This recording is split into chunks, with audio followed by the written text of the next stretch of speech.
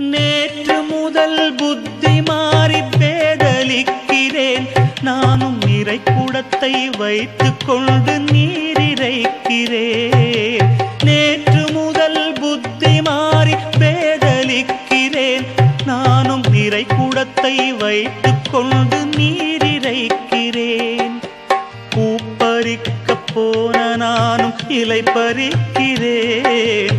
பூப்பறிக்க போன நானும் இலை பறிக்கிறேன். இன்று பால் குடித்த பின்புதானே பல் துலக்கினேன்.